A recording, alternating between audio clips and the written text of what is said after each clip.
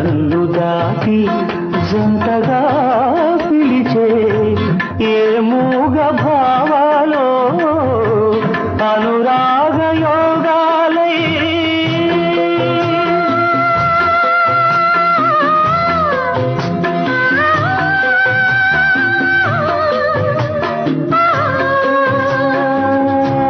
నీ పాటలే